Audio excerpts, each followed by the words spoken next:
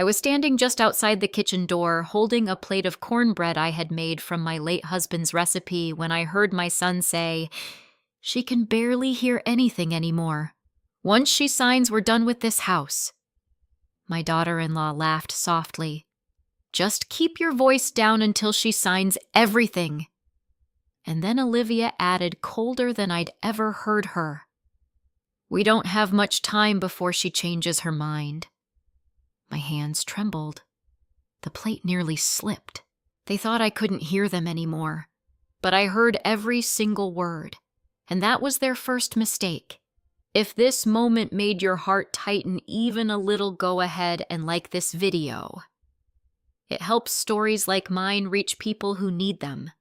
And if you've ever felt invisible in your own family, I'd love for you to share your thoughts in the comments.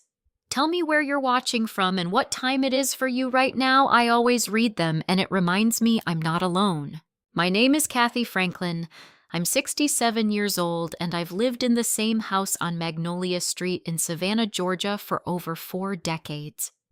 Every inch of it carries a memory, some warm, some heavy, all of them mine.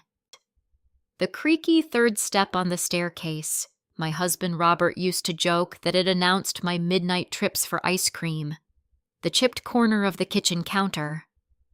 That was from when our son Daniel tried to help me cook at age 10 and dropped an entire cast iron pan. Even the faint stain near the back door still smells to me, at least like the day our golden retriever knocked over a pot of coffee during a thunderstorm. This house wasn't just a place. It was a timeline, a witness, and now apparently it was something to be taken. I didn't always feel like an outsider in my own home. That feeling came later, quietly, slowly, like dust settling where no one bothered to clean. A few years ago, I had surgery on my left ear. What was supposed to be a routine procedure to correct a worsening hearing issue turned into something else. The doctor said there were complications. That's a polite way of saying things didn't go as planned. Since then, I've had trouble hearing clearly in crowded rooms or when people speak too softly. But I'm not deaf. That's the part everyone seemed to misunderstand, or perhaps chose to misunderstand. At first, my family spoke louder around me, repeating things, making sure I followed conversations. It felt caring, gentle even. But over time, something shifted. They stopped repeating things, then they stopped including me. Eventually, they stopped assuming I could understand anything at all. It's a strange experience being talked around instead of talked to. Like you're a piece of furniture that might respond if someone accidentally bumps into it, but otherwise you're just there. I didn't fight it at first. After Robert passed away last year, I didn't have the energy to correct anyone. Grief does that. It drains your will to argue over small things. And at the time I thought it was small. Now I know better. Daniel, my son, is 42. When he was little, he used to run into my arms after school, his backpack half open and his shoelaces never tied. He had a soft heart then, sensitive. He'd cry if a bird hit the window or if a neighbor raised their voice too loudly. Somewhere along the way, that softness hardened into something sharper. He's a real estate agent now, successful on the surface, always talking about deals and timing and market pressure. He moves fast, speaks faster, and rarely looks anyone in the eye unless he's trying to convince them of something. Lately, I've noticed tension in him, a tightness around his mouth, the way he checks his phone constantly even during dinner, the way his voice drops when he steps outside to take certain calls. I used to ask him about it. Now, I just listen. His wife, Lindsay, is harder to read. She's always been polite, perfectly dressed, perfectly composed, perfectly careful with her words. If kindness were measured by tone alone, she'd pass every test. But kindness isn't just tone. It's intention. And Lindsay's intentions always felt calculated. She calls me Mom, but it never sounds like it belongs to me. She'll touch my arm lightly when she speaks, as if guiding me through something fragile, something I might break if left alone. She smiles often, but her eyes rarely follow. Then there's Olivia. Olivia Harper is Robert's daughter from his first marriage. She was already grown when I came into Robert's life, and no matter how many years passed, I never quite became family to her. We were polite, respectful, distant. I knew she held on to old wounds about her mother, about the divorce, about the life that came after. And even though I never tried to replace anyone, I think in her eyes, I still represented something taken. Since Robert's passing, Olivia has visited more often. At first, I thought it was grief drawing her back. Now, I'm not so sure. The only one who still feels uncomplicated is my granddaughter Emily. She's 19, a college freshman, and still soft in the way Daniel used to be.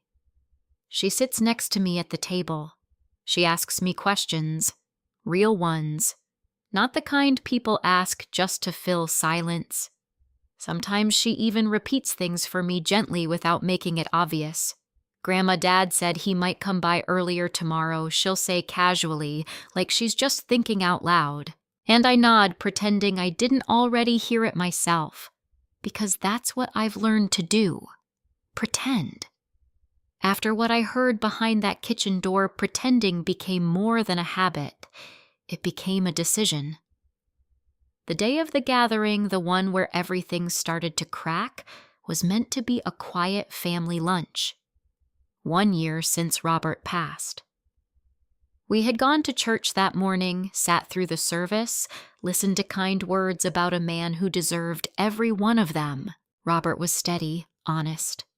The kind of man who fixed things before they broke, including people when he could. After the service, everyone came back to the house. My house. I cooked, of course. I always do. It gives me something to hold on to when conversations feel like they're slipping through my fingers. Fried chicken, collard greens, cornbread. The table looked full, warm. But something in the air felt off. Daniel kept glancing at Lindsay.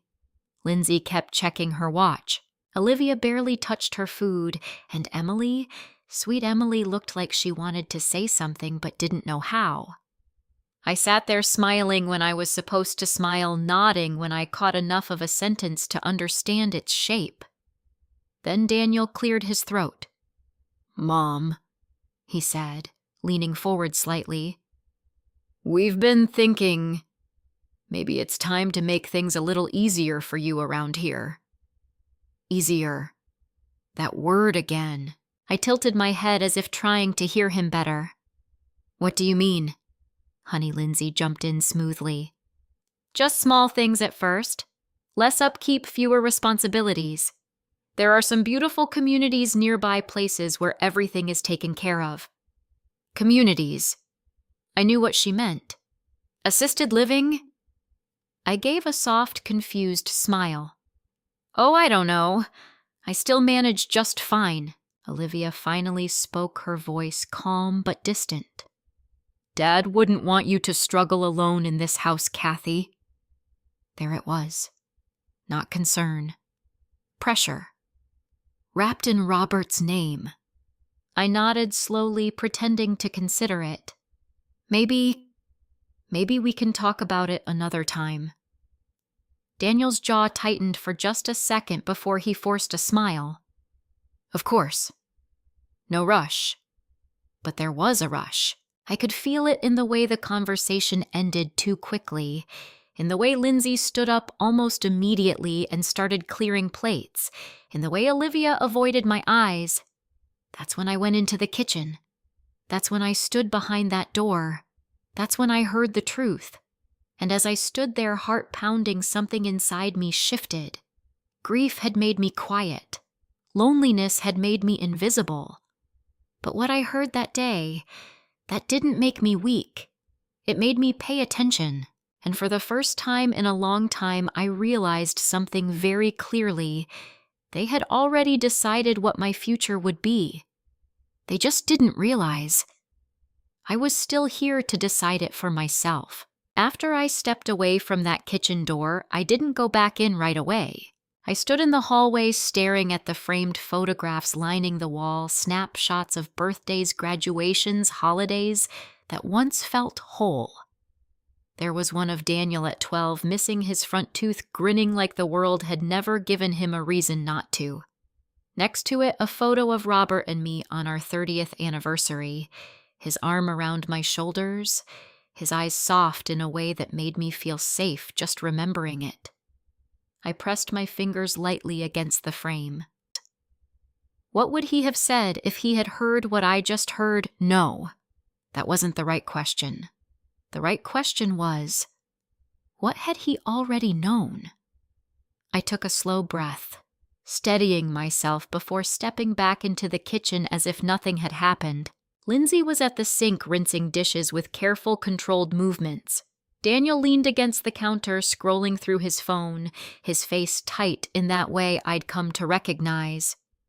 Olivia stood by the window, arms crossed, looking out into the backyard like she didn't quite belong in the room. No one noticed me at first. Or maybe they did and chose not to. I cleared my throat gently. Lindsay turned instantly, her expression snapping into warmth like a switch had been flipped. "Oh, Cathy, there you are. We were just cleaning up." Her voice was soft, overly so, polished, practiced. I gave a small, uncertain smile. "I didn't hear you calling me." "A lie." Daniel looked up, then his eyes scanning my face as if searching for something, any sign that I might have caught more than I should have. "You okay, Mom?" he asked. I nodded slowly. Just a little tired. It's been a long day. That's exactly why we're worried about you. Lindsay added quickly, drying her hands and stepping closer. "You don't have to do all of this alone anymore." Her hand hovered near my arm, not quite touching, like she was rehearsing concern. I forced a faint chuckle. "Oh, I've managed this long." Olivia turned from the window, then her gaze sharp but unreadable. "That doesn't mean you should have to keep doing it." There it was again. That same underlying push. I tilted my head slightly, letting my brows knit together just enough to appear confused. Doing what exactly? Daniel stepped in, his tone shifting into something smoother, more deliberate. "Maintaining a house this size, handling everything on your own. It's a lot, Mom." I let a pause stretch between us as if I were trying to process his words. Inside, I was replaying every sentence I had just overheard.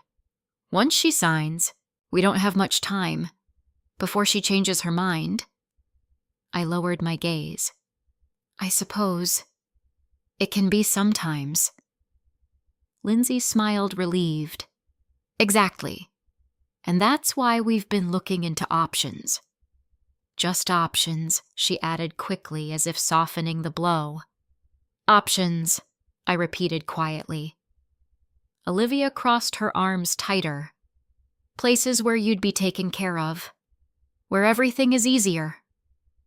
Easier for whom? I didn't ask it out loud. Instead, I nodded slowly, like I was considering something new, something unfamiliar. "Well, I appreciate you all thinking about me." Daniel's shoulders relaxed just a fraction. "Of course we are," he said. "We just want what's best for you." The words landed heavy, because now I knew what best meant to them. And it wasn't me staying here. Emily appeared in the doorway, then her eyes moving from one face to another, sensing the tension that none of us were acknowledging. "Do you need help with anything?" she asked softly. I turned to her, grateful for the shift. "No, sweetheart. Why don't you go sit? I'll be there in a minute." She hesitated, like she wanted to say more, then gave a small nod and disappeared back toward the dining room. When I looked back, Lindsay was watching me closely, too closely. "Well," she said lightly, "we don't have to decide anything today." "No." "But you already have?" I thought. Daniel pushed off the counter. We can talk more later. When you've had time to think. I smiled faintly. That sounds reasonable. Reasonable. Another word that suddenly felt like a disguise. The rest of the afternoon passed in a blur of polite conversation and careful silences. I laughed when expected, nodded when addressed, and let words drift past me when they weren't meant for me to catch. But I was listening. More than ever before, I was listening. I noticed the way Daniel's phone kept buzzing messages he checked quickly, his expression tightening each time. I noticed how Lindsay leaned toward him once, whispering something I couldn't fully catch, but I saw the urgency in her eyes. And Olivia? Olivia watched everything. Not with warmth, not with cruelty either, but with something colder. Calculation. When the dishes were done and the table cleared, everyone began gathering their things to leave. Daniel hugged me quickly, his arms stiff. Get some rest, okay, I will, I said softly. Lindsay kissed my cheek. We'll come by again soon. Maybe we can go look at a few places together. Places. I nodded. Maybe. Olivia paused in front of me, her gaze lingering longer than the others. Think about what we said, she murmured. I met her eyes. I will. And for the first time, I meant it. Just not in the way she expected. Emily was the last to leave. She wrapped her arms around me tightly, holding on a second longer than usual. Call me if you need anything, Grandma, she whispered. I will, sweetheart, I said, squeezing her hand. After the door closed behind them, the house fell into a silence so deep it almost rang.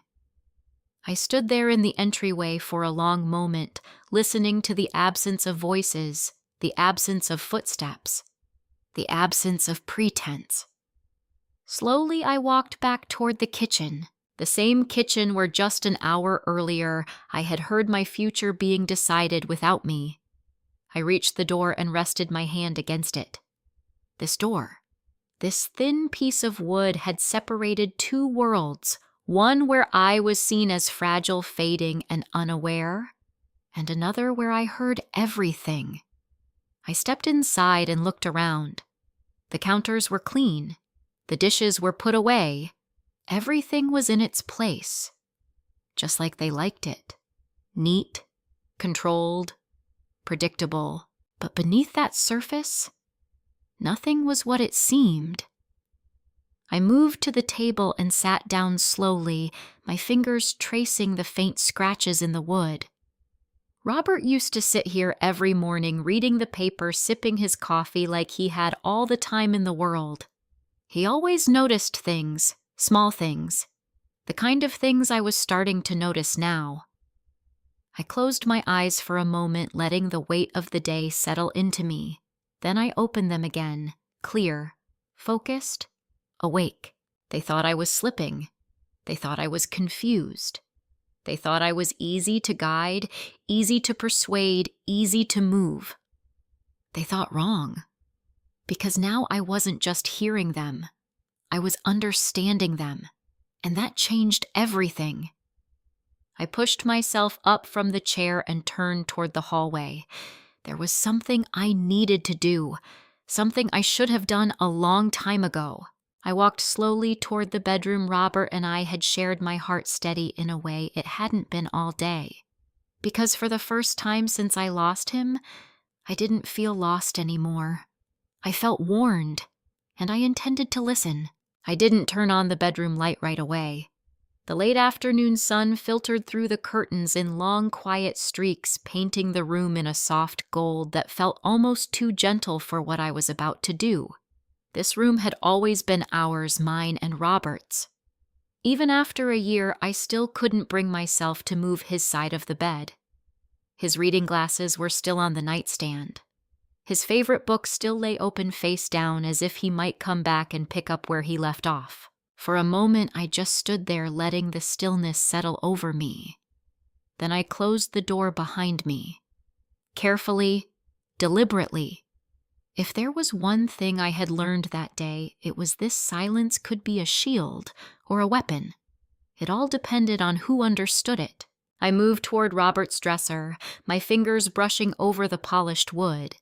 I had cleaned it countless times over the years, but now as I opened the top drawer, it felt like I was trespassing into something private, even though it had always been ours. Inside were the usual things: folded handkerchiefs, old receipts, a watch he hadn't worn in years. Nothing unusual. Nothing that explained the tension I had felt building for months, or the fear that had crept into his voice in that letter I hadn't even opened yet. I closed the drawer and moved to the closet. Robert had always kept things organized. Shirts on one side, jackets on the other, shoes lined up neatly beneath. Even now, everything was exactly where he had left it. Except, there tucked behind a row of his winter coats was a small metal lockbox. My breath caught slightly. I hadn't seen it before. Or maybe I had and simply never paid attention. I pulled the coats aside and reached for the box. It was heavier than I expected, cool against my hands. There was no visible key, just a small combination dial on the front. For a second I hesitated. Opening it felt like crossing a line. But then I remembered Daniel's voice in the kitchen. Once she signs. I exhaled slowly. No more waiting, I whispered to myself. I carried the lockbox to the bed and sat down. The mattress dipped beneath my weight the same way it had every night for decades. Familiar. Grounding. Robert had always been predictable in certain ways. He reused passwords, combinations, numbers that meant something to him. Anniversaries, birthdays, dates that mattered. I turned the dial carefully. First, our wedding anniversary. Nothing. Then Daniel's birthday. Still nothing. My fingers paused over the dial. What had mattered most to Robert toward the end? Not the beginning. The end. The day we signed the updated trust. The day he insisted on getting things in order even when I told him we had plenty of time. I swallowed and dialed the date. A soft click echoed in the quiet room. My heart pounded. Slowly, I lifted the lid. Inside, neatly arranged, were several documents, some in envelopes, others clipped together. At the very top sat a single sealed envelope thicker than the rest, with Robert's handwriting across the front. My name. Just my name. Cathy. Nothing else. No instructions. No explanations. Just that. My fingers trembled slightly as I picked it up. I ran my thumb along the edge of the paper, feeling the seal still intact. For a moment I didn't open it, because some part of me already knew whatever was inside would change something, and once I knew I wouldn't be able to unknow it. But then I thought about Lindsay's careful smile, about Olivia's cold voice, about my own son speaking about me like I wasn't even in the room. And that hesitation vanished. I broke the seal. The sound seemed louder than it should have been. I unfolded the letter slowly, smoothing it against my lap before I began to read. Cathy, if you're reading this, it means I'm not there to say these things to you myself, and I'm sorry for that.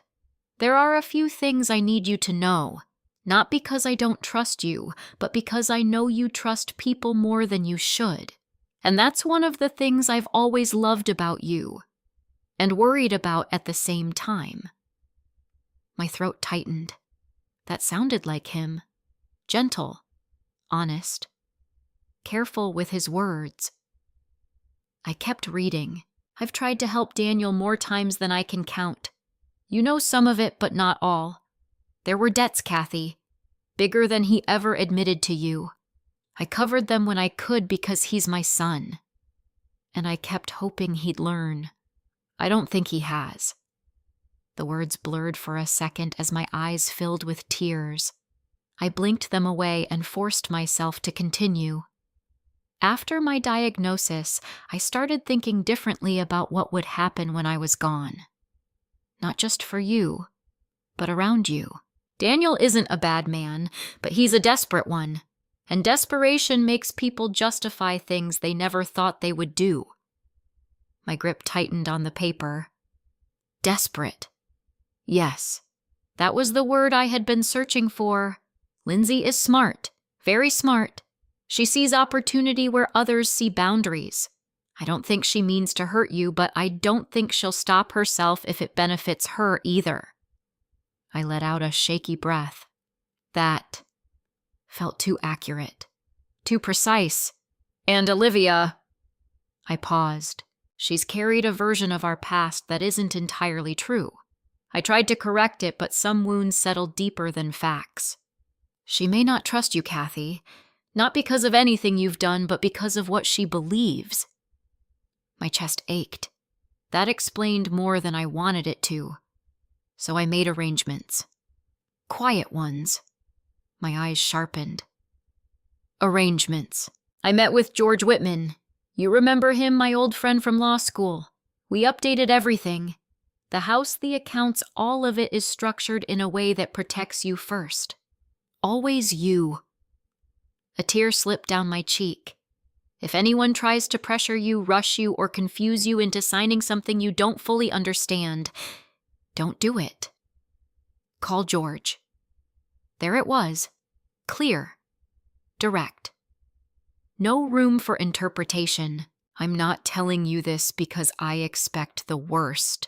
I'm telling you because I've seen just enough to know it's possible. My hand shook now, not from weakness, but from the weight of what I was realizing. He had seen it, before I did. You've given your life to this family. That doesn't mean you owe them your future. The words hit harder than anything else. And Cathy, you are not as fragile as they might think you are. A small broken laugh escaped my lips. He knew. He knew they would underestimate me. Trust yourself, even when it's uncomfortable. Especially then. I love you. Robert. The room felt different after I finished reading. Heavier, but clearer. I lowered the letter slowly, pressing it against my chest for a moment as I closed my eyes. All this time I had thought I was holding on to Robert's memory to stay grounded. But he had been trying to guide me forward, even now. I looked back into the lockbox. Beneath the letter were more documents, legal papers neatly organized. I didn't go through all of them yet. I didn't need to. Not immediately. Because the most important thing wasn't in the documents. It was in the warning. I folded the letter carefully and placed it back in the envelope. Then I stood up, carrying the lockbox to the dresser. This time when I set it down, it didn't feel like something hidden. It felt like something waiting. I glanced around the room one more time, my eyes lingering on the quiet traces of Robert's presence. You saw it coming, I whispered softly. And for the first time since the kitchen door, I didn't feel afraid. I felt prepared. I didn't sleep much that night, not because I was afraid, but because my mind refused to slow down.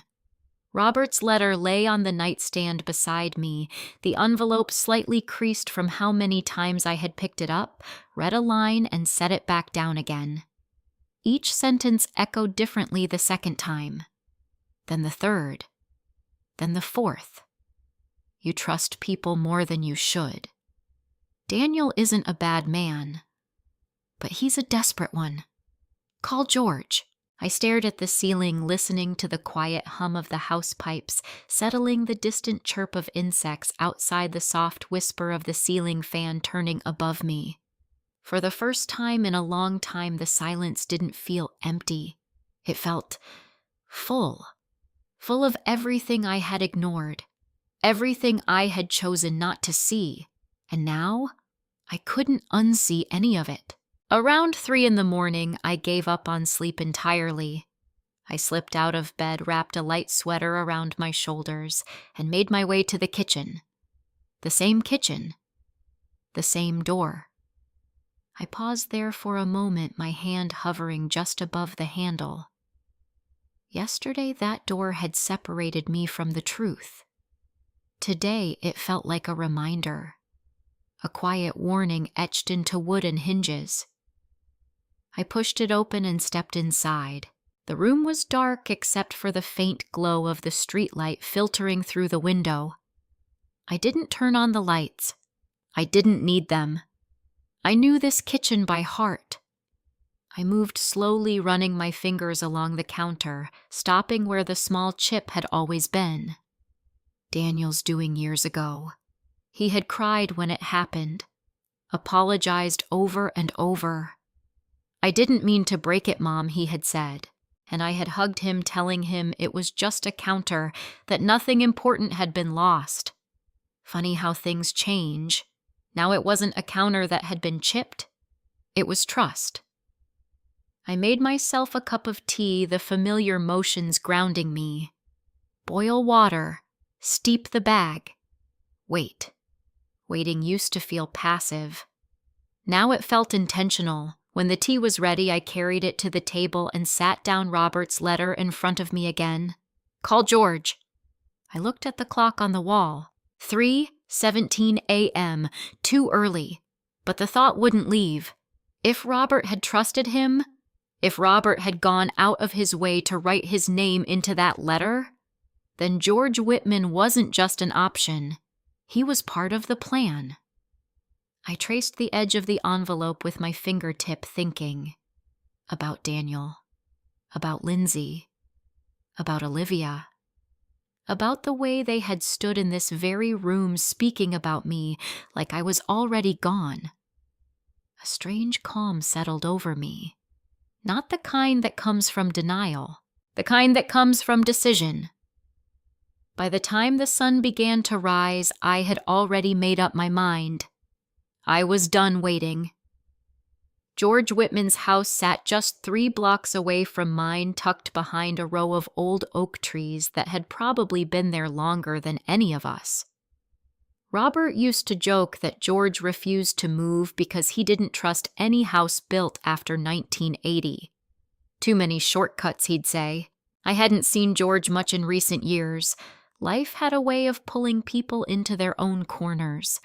But I remembered him clearly. Sharp eyes, steady voice, the kind of man who listened more than he spoke. The kind of man Robert would trust.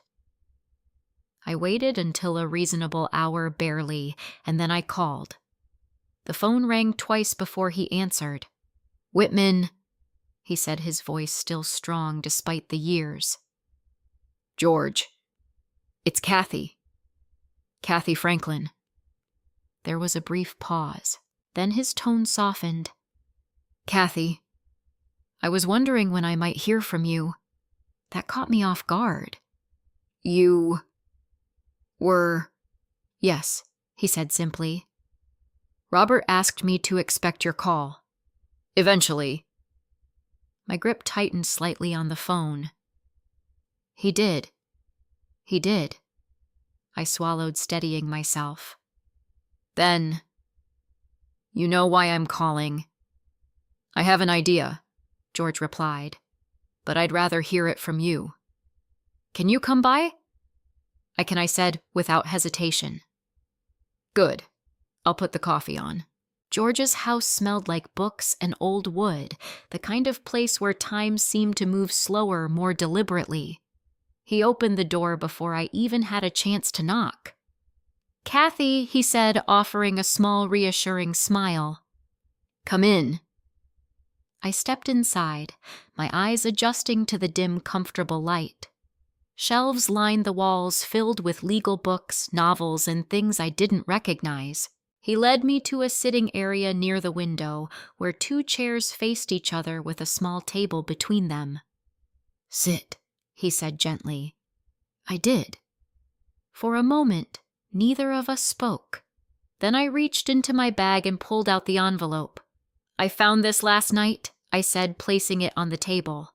George didn't touch it. He just nodded. "I was hoping you would," he said. "You knew about it." "I knew Robert left something for you," George replied. "He didn't tell me exactly what was in it, just that it would explain why you might need me." I let out a slow breath. "He was worried," I said, quietly. "Yes," George agreed. "He was." I looked down at my hands. "They want me to sell the house," I said, "or something close to it." George leaned back slightly, his expression unreadable but attentive. "Tell me everything." So I did. I told him about the kitchen, about what I had heard behind that door, about the way Daniel spoke, the way Lindsay planned, the way Olivia agreed. I told him about the documents they had hinted at the pressure hidden beneath polite words. I didn't rush. I didn't soften it. For the first time, I said it exactly as it was. And George listened, truly listened. When I finished, the room fell quiet again.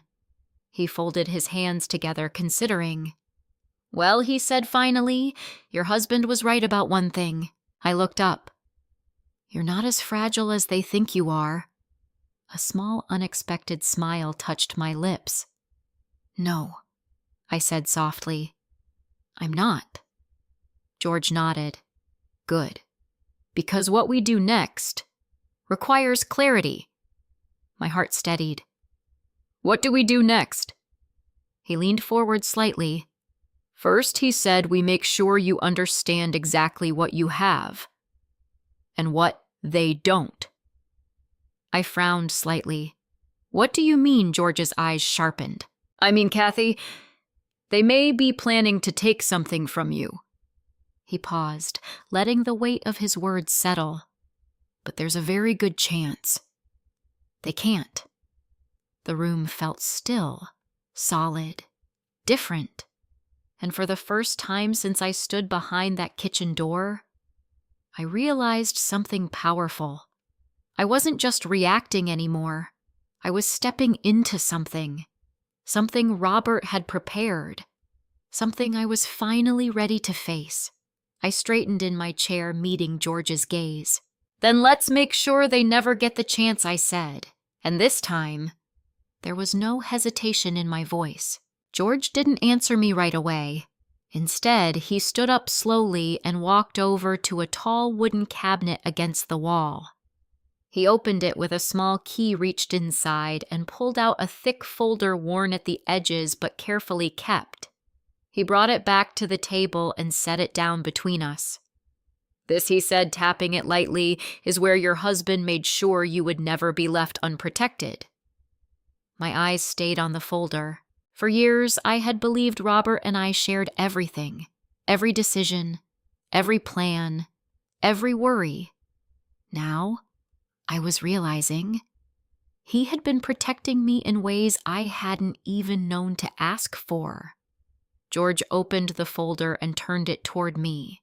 Inside were documents neatly organized, labeled, and dated. Legal forms, trust agreements, amendments. I didn't understand all of it immediately, but one thing was clear. This wasn't something thrown together at the last minute. This was deliberate. Robert came to me about 8 months before he passed. George began. He was already thinking ahead, not just about his health, but about what would happen after. I swallowed, my fingers resting lightly on the edge of the paper. "He told me he was worried," George continued. "Not about you, about the people around you." I let out a quiet breath. He was right. George nodded once. He usually was. He flipped to a section marked with a tab and pointed to a paragraph. "This is what we call a living trust," he explained. "You and Robert placed the house along with several other assets into this structure. That means the property isn't technically owned the way people think it's managed according to the rules set here." I leaned closer, trying to follow. "And I'm in charge of it now?" I asked. Yes, George said. You are the primary trustee, which means you have full control. A small wave of relief moved through me, but it didn't last long. Then why would they think they can make me sell it? I asked. George's expression didn't change. Because they're assuming something very important. What? That you don't understand what you're signing. The words landed hard. Not because they surprised me, but because they confirmed what I had already begun to see. George continued, his tone calm but precise. If someone believes you're confused, overwhelmed, or incapable of making informed decisions, they can try to influence you into signing documents that appear harmless, but give them authority. Like the papers Lindsay brought, I said quietly. Yes, George replied. Exactly like those. I felt a chill run through me. They said it was for medical support. I added. George gave a faint, humorless smile. That's usually how it starts. Limited authority. Temporary. Just in case. He paused, then added, but the language matters. And from what you described, it doesn't sound limited. I thought back to the conversation in the kitchen. Once she signs, we're done with this house. Not we'll help her, not we'll support her. Done. George. I said slowly, what happens if I had signed those papers? He didn't hesitate. They would have gained the ability to make financial decisions on your behalf, he said, possibly including the sale of the house. My stomach tightened, and I wouldn't have been able to stop them. You could have tried, he said carefully, but it would have been complicated, costly, and emotionally draining. I looked down at my hands, realizing how close I had come to something irreversible, all because they thought I wasn't listening. George turned another page. There's something else, he said. I looked up. This trust includes a protective clause, he continued. Robert insisted on it. What kind of clause? One that activates if there's evidence of coercion, manipulation, or deception regarding your financial decisions. I blinked. What does that mean? It means, George said slowly, if someone tries to pressure you into giving up control of your assets, and we can prove it. He let the sentence hang. They lose their claim. The room went completely still. They lose everything, I asked. Anything tied to this trust? Yes, George confirmed. The house included. My breath caught. Robert hadn't just prepared for the possibility. He had built a safeguard, a consequence. A line that once crossed changed everything. And what counts as proof? I asked. George met my eyes. Conversations, documents, witnesses, patterns of behavior. My mind raced. The kitchen, the words, the tone, the intent. I heard them, I said quietly. I believe you, George replied. But hearing isn't always enough on its own. We need something we can present clearly if it comes to that. If it comes to that. I leaned back in my chair, my thoughts moving faster than I could organize them. They think I'm weak, I said. George didn't argue. They think I don't understand what's happening, I continued. That's their advantage, he said. And your opportunity. I looked at him. What do you mean? George folded his hands together. Right now, they're acting based on an assumption that you're not fully aware. That gives them confidence. It makes them careless. I felt something shift inside me, a quiet, steady realization. They talk more freely, I murmured. Yes, George said. They reveal more than they should. I thought about every conversation I had half heard before, every whispered exchange, every glance. I hadn't been paying attention. Not really. But now I was. "What are you suggesting?" I asked. George's voice remained calm. "I'm suggesting you don't confront them yet." That surprised me. "Why not?" "Because they're not finished showing you who they are," he said. "And the more they reveal, the stronger your position becomes." I sat with that for a moment. It went against instinct, against emotion, but it made sense. "They want me to sign something," I said slowly. "Then let them think you might," George replied. A small uneasy feeling crept in. "You want me to pretend I want you to observe?" he corrected gently. "To listen. To understand exactly how far they're willing to go." I thought about Daniel, about the boy he used to be, about the man he had become. And I felt something settle inside me, not anger, clarity. "If they cross that line," I said. "They already might have," George replied. "We just need to document it." I nodded slowly. For the first time, I wasn't reacting to what they had done. I was preparing for what they would do next. And Cathy, George added, his voice softer. "Now you're not alone in this." Robert made sure of that. I looked at the folder again, at the careful planning, at the quiet protection he had put in place. "I wish he had told me," I whispered. George gave a small, understanding smile. "He probably thought you wouldn't need it." I let out a breath, and now I do. "Yes," George said. "Now you do."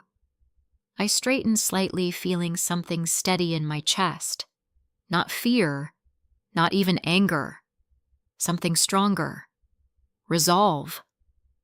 So I said, meeting his gaze, "What's the next step?" George closed the folder gently. "The next step," he said, "is simple." He paused. "You go home, and you let them believe exactly what they want to believe." A quiet silence followed. Then I nodded. Because for the first time since all of this began, I understood the rules of the game, and I was ready to play. When I walked back into my house that afternoon, everything looked exactly the same. The curtains were still drawn halfway. The clock above the stove ticked with that steady, familiar rhythm. The faint scent of fried chicken from the day before still lingered in the air. Nothing had changed. And yet, everything had. I set my bag down by the door and stood there for a moment, letting the quiet settle around me. George's words echoed in my mind.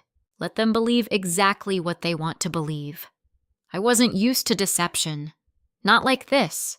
I had spent most of my life saying what I meant and meaning what I said, even when it hurt, even when it cost me something, especially then. But this was different. This wasn't about lying for comfort. This was about seeing clearly. And for the first time, I understood that sometimes the truth didn't reveal itself in what people said to your face, but in what they thought you couldn't hear. I moved slowly through the house, touching things as I went: the back of a chair, the edge of a picture frame, the counter in the kitchen. Grounding myself, reminding myself that this was still mine. Not just legally, but emotionally. Every inch of this house held a piece of me, and I wasn't going to let anyone quietly erase that. Daniel came by that evening, alone. That in itself was unusual. He usually arrived with Lindsay like they were a unit coordinated, aligned, presenting a single front. But this time, it was just him. I heard his car pull into the driveway before I saw him. The engine idled for a moment, then shut off. A pause, like he was gathering himself. I stayed in the living room, seated in my usual chair, a book open in my lap. I didn't turn the page. I didn't need to. I was listening. The front door opened. Mom Daniel called out. I looked up, letting a second pass before responding, as if I hadn't quite caught it the first time. "In here," I said, my voice soft. He stepped into the room, forcing a smile. "Hey." "Hi, sweetheart," I replied, returning the smile just enough to feel natural. He looked tired. More than tired, strained. There were lines around his eyes that hadn't been there a year ago. His shoulders sat a little lower, like something invisible was weighing them down. For a brief moment I saw the boy he used to be. Then it was gone. "I thought I'd stop by, check on you," he said, glancing around the room. "That's kind of you," I said. He nodded, then shifted his weight. "You feeling okay?" After yesterday, I tilted my head slightly, a little overwhelmed maybe, but I'll be all right. He watched me closely, measuring, waiting. I let my gaze drift back to the book as if the conversation didn't require full attention. So he said, "After a moment, have you thought any more about what we talked about?" There it was. I turned a page slowly, even though I hadn't read the first one. "Some," I said. "It's a lot to take in." I get that he replied quickly. "I really do, but Mom, we just want to make things easier for you." "Easier? Again?" I nodded faintly. "You've said that." He stepped closer, lowering his voice slightly. "And it's not just about convenience. It's about safety. Making sure everything's in order. Everything's in order." I kept my expression neutral, my body relaxed. What kind of things, I asked. He hesitated. Just for a second. Then he said, "Paperwork. Legal stuff. Nothing complicated." Nothing complicated. I almost smiled. Instead, I let a small crease form between my brows. Legal things always sound complicated to me. "They don't have to be," he said quickly. "That's why Lindsay helps with that kind of stuff. She understands it better." "Of course she does." I looked up at him, meeting his eyes. "Will you be here when we go through it?" I asked. He blinked, slightly thrown by the question. "Yeah, of course, I'd like that," I said softly. I get confused sometimes. The words tasted strange, but I said them anyway, because I needed him to believe them. His shoulders relaxed. Just a little. "Don't worry," he said. "We'll walk you through everything. Walk me through everything." I nodded again, then let my gaze drift away as if the topic had already slipped from my mind. A silence settled between us. He cleared his throat. "Lindsay's putting together the documents. We can go over them this weekend, maybe." "This weekend," I repeated as if the timeline surprised me. "Yeah," he said. "No rush, but sooner is better." There it was. The urgency. Hidden, but not gone. I tapped my fingers lightly against the arm of the chair, pretending to think. "Well, I suppose that could work," I said slowly. He studied my face again, looking for resistance. Finding none. "Good," he said, the word coming out a little too quickly. "That's good." I gave a small, absent smile. "Emily might come by tomorrow," I added casually. "She said she wanted to check in." Daniel's expression shifted. "Not much." "But enough." "Oh," he said. "That's nice." "You don't sound convinced," I said gently. "No, she's busy with school. I didn't think she'd have time." "She makes time," I said. He nodded but didn't respond. Something passed between us, then unspoken but present. He didn't want her involved. Interesting. We sat in silence for a moment longer. Then Daniel straightened. "I should get going. Just wanted to see how you were doing." I appreciate that, I said, standing slowly. He leaned in for a quick hug. It was brief, careful, almost cautious. "I'll call you before the weekend," he said. All right. He pulled back, gave me one last look, then headed for the door. I followed him to the hallway, watching as he slipped on his shoes and reached for the handle. Drive safe, I said. Always do, he replied. The door closed behind him with a soft click. And just like that, the house was quiet again. But not empty. Not anymore.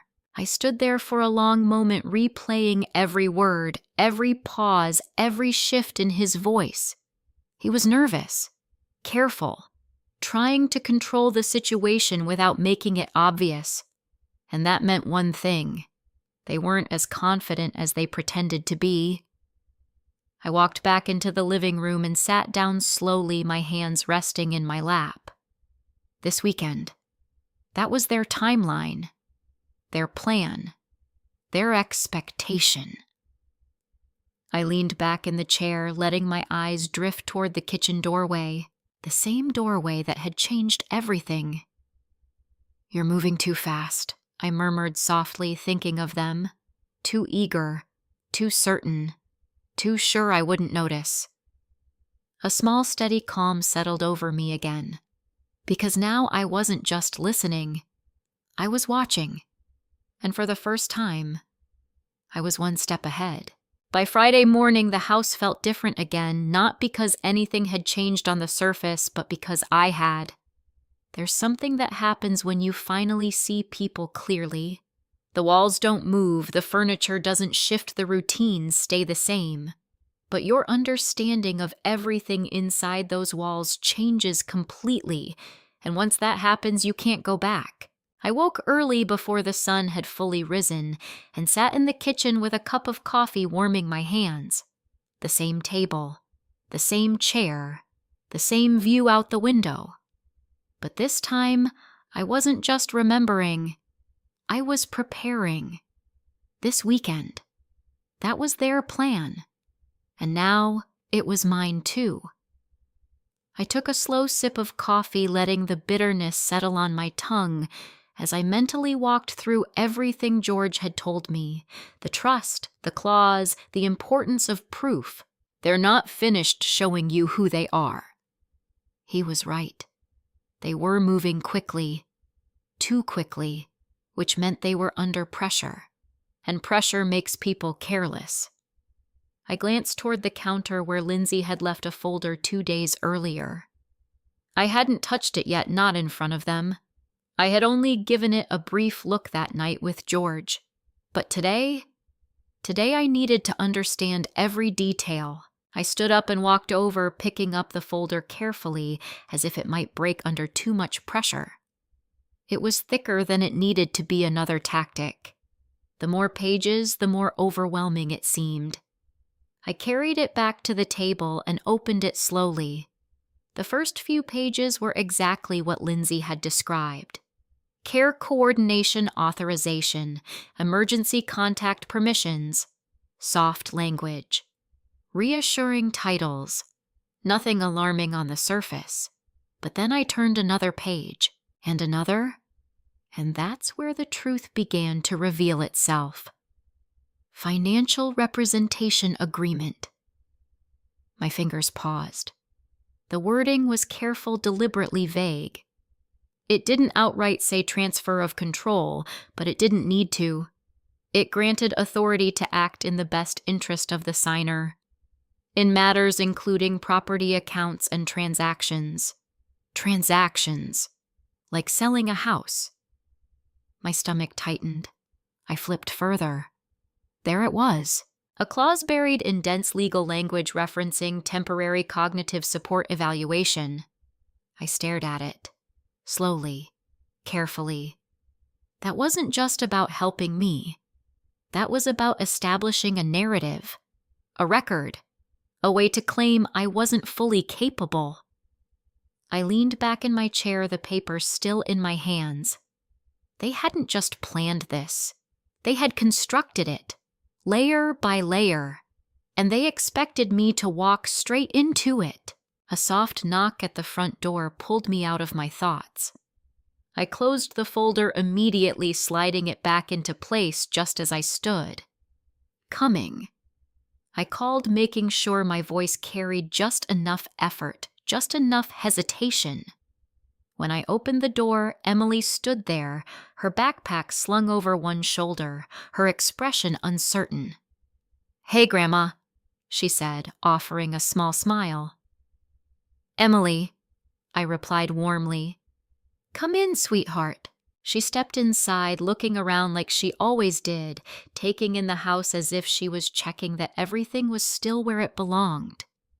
"Are you busy?" she asked. "Not at all," I said. "I was just reading." That wasn't entirely a lie. She followed me into the kitchen, setting her bag down by the table. "I had a break between classes," she said. "I thought I'd stop by." "I'm glad you did," I told her. She sat down across from me, her hands fidgeting slightly. Something was on her mind. I didn't push. I poured her a glass of water, setting it in front of her gently, then returned to my seat.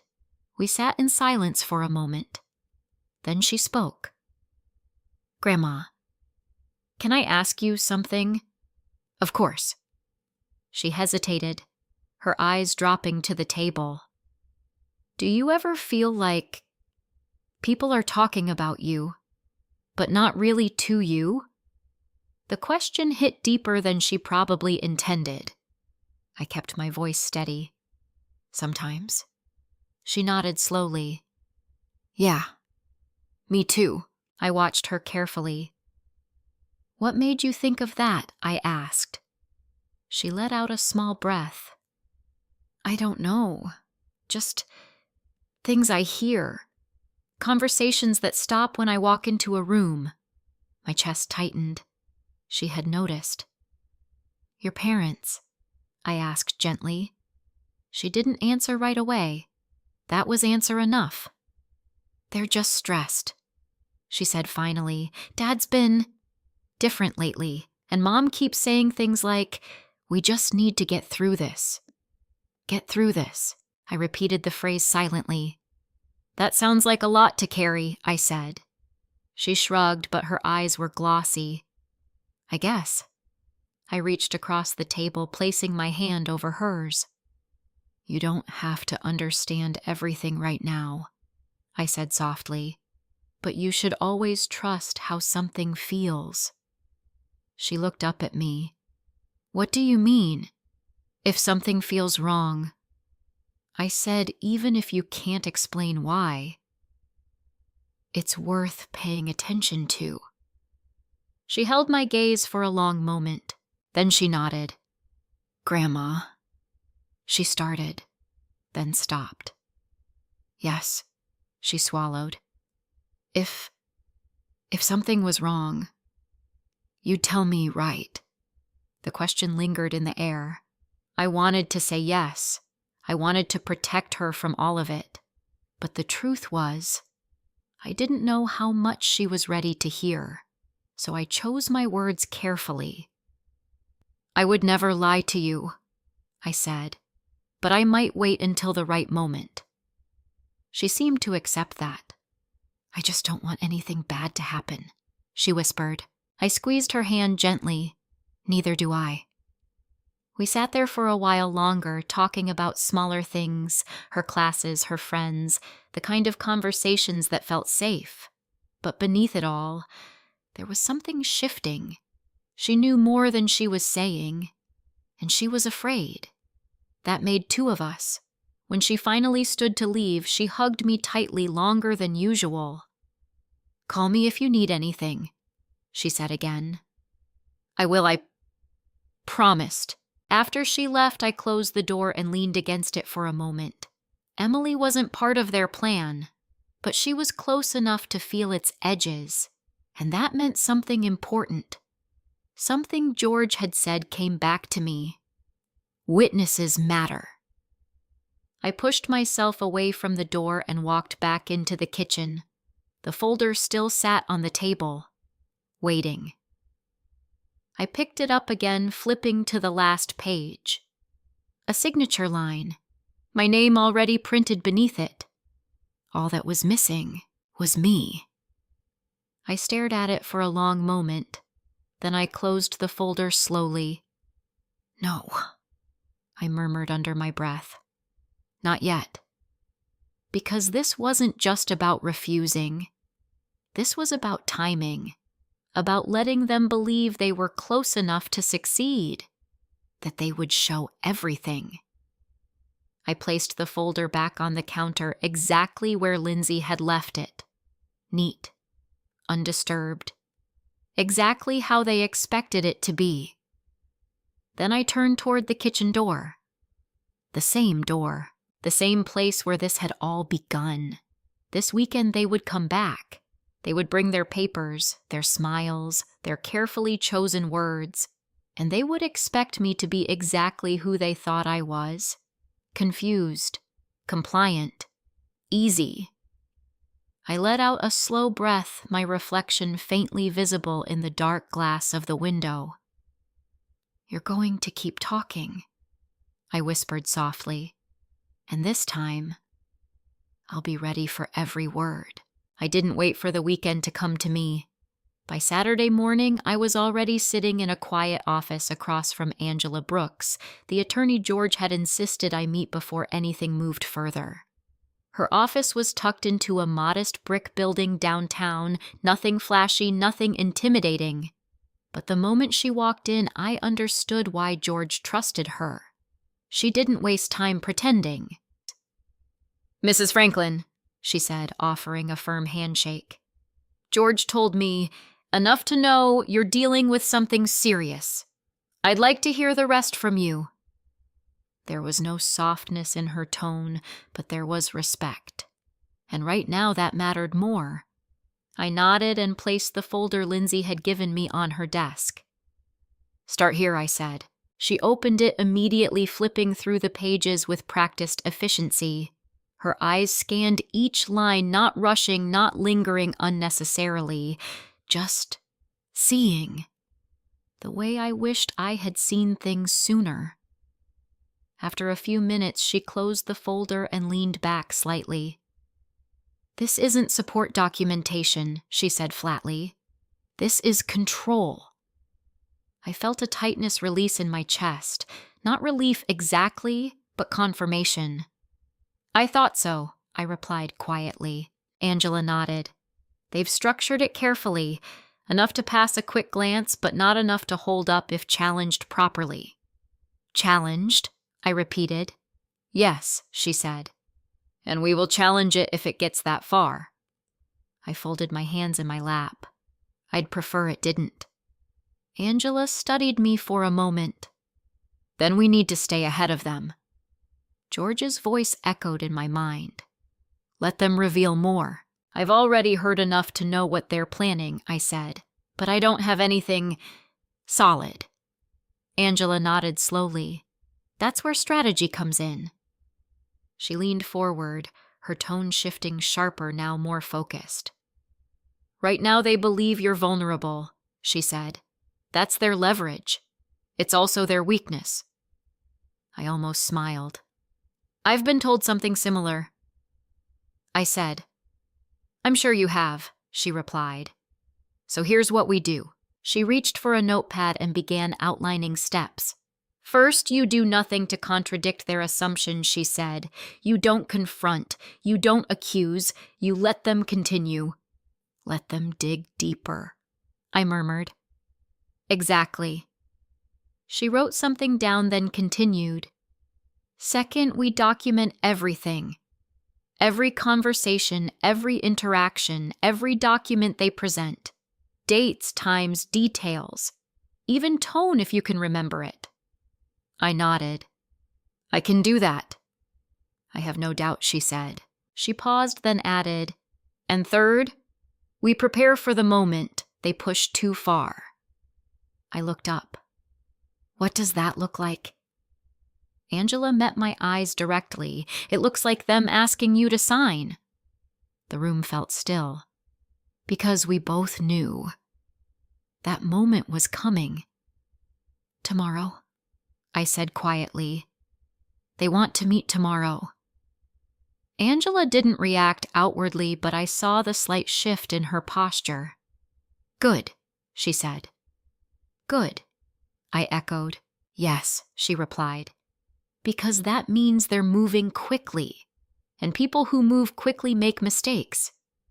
I let that settle. Mistakes.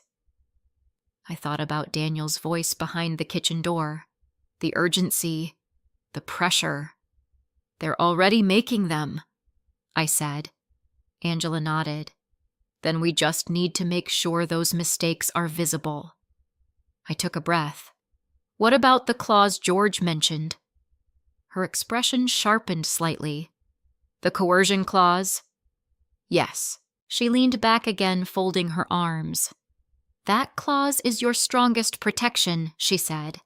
"If we can demonstrate that they attempted to manipulate or pressure you into signing something under misleading circumstances, they lose everything I finished." "Yes," she confirmed. The words carried weight. "Not just legally, emotionally." "They're my family," I said quietly. Angela's gaze softened just slightly. "I understand that," she said, "but what they're doing isn't." I didn't respond right away, because she was right, and that truth sat heavier than anything else. After a moment, she continued, "Do you want to stop them, or do you want to expose them?" The question caught me off guard. Aren't those the same thing I asked? "No," she said simply. "Stopping them ends the situation. Exposing them changes the dynamic permanently." I leaned back in my chair, considering. Stopping them would be easier, cleaner, less painful. But exposing them, that meant truth, that meant consequences. That meant they would have to face what they had done, not just legally, but personally. "I don't want to pretend this didn't happen," I said slowly. "I don't want to just shut it down and move on." Angela watched me carefully. "I want them to understand." I continued. "What they did, what they were willing to do." She nodded once. "Then we don't rush," she said. I let out a breath I didn't realize I had been holding. "All right," I said. She closed the folder and slid it back toward me. "Tomorrow," she said, "you let them present everything. You ask questions, you take your time. I can do that." "And Cathy?" She added, her voice quieter now. "Don't underestimate the power of silence." I almost smiled at that. "I won't." When I got home, the house greeted me the same way it always did. Quiet, still. But now that stillness felt like an ally. Not something to fill, something to use. I set the folder back on the counter exactly where it had been. Then I walked into the living room and sat down, letting my body relax into the familiar chair. Tomorrow. Everything would come to a head tomorrow. But for now, I had time to think, and thinking led me somewhere I hadn't expected. Back to Daniel, to who he used to be. I closed my eyes, letting the memories come. He used to sit at this very table doing homework, asking me questions about things he didn't understand. He used to come to me when he was scared, when something didn't feel right. He used to trust me. And somewhere along the way, that trust had been replaced with something else, something colder, something transactional. I opened my eyes again, staring at the empty space across from me. "When did you stop seeing me?" I whispered softly. There was no answer. Of course there wasn't, but the question mattered, because it reminded me of something important. This wasn't just about money, or a house, or paperwork. This was about perception, about how they saw me, and more importantly, how they thought I saw myself. Weak, confused, easily led. I straightened slightly in my chair. "That's where you're wrong," I said under my breath, because I knew who I was, even if they didn't, even if they had forgotten, even if they never truly knew. I stood up and walked toward the kitchen, stopping again at the doorway, the place where everything had changed. I rested my hand against the frame, feeling the solid wood beneath my fingers. Tomorrow they would stand on the other side of this room again. They would speak carefully, smile politely, push gently, and expect me to follow. I let a slow breath out. This time I murmured, "I'm not the one being led." I stepped into the kitchen, my movements calm, deliberate, because I wasn't walking into their plan anymore. They were walking into mine, and they had no idea. Sunday arrived quietly. No storm, no warning, just sunlight filtering through the kitchen window like any other morning, touching the table where everything would soon unfold. I woke before my alarm, not from anxiety, but from anticipation. That surprised me. A week ago, the thought of sitting across from Daniel and Lindsay with legal documents in front of me would have made my hands shake. I would have second-guessed every word, worried about misunderstanding something, feared making the wrong decision.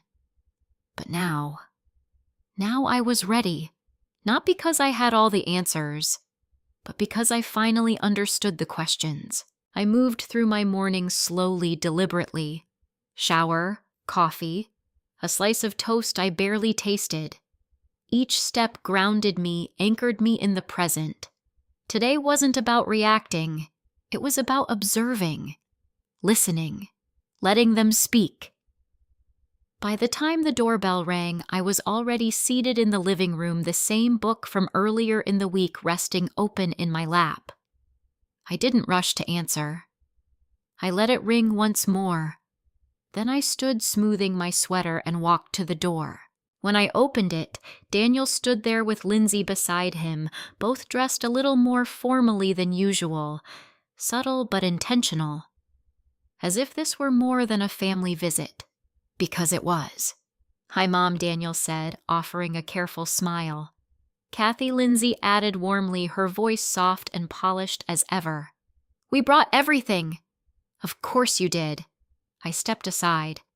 "Come in." They entered together, carrying a leather folder and a tote bag that I suspected held more of the same documents, copies, backup copies, preparation, confidence, or maybe desperation.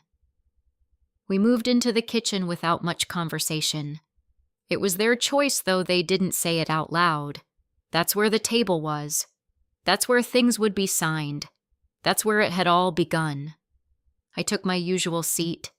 They sat across from me, and just like that, the performance started. Lindsay opened the folder with practiced ease, laying out the documents in neat, orderly stacks. She smoothed each page carefully, aligning edges, adjusting corners. Control. Everything about her movement spoke of it. Daniel sat slightly forward, hands clasped, watching me with quiet intensity. "Before we begin," Lindsay said gently, "we just want to make sure you're comfortable." I nodded slowly. "I am." She smiled. "Good. We've tried to keep everything as simple as possible." Simple. That word again. I folded my hands in my lap, tilting my head just slightly, letting my expression soften. "I appreciate that," I said. Lindsay slid the first document toward me. "This one is just a basic authorization," she explained. "It allows Daniel to help manage certain things if needed. Just in case." I lowered my gaze to the page, letting my eyes move slowly across the words. Not rushing, not reacting, just reading. I could feel Daniel watching me, waiting. I let a few seconds pass. Then I looked up. "What kind of things?" I asked. Daniel answered quickly. "Bills, maintenance, anything that gets overwhelming." I nodded faintly. "And I'd still be involved." Of course, Lindsay said smoothly.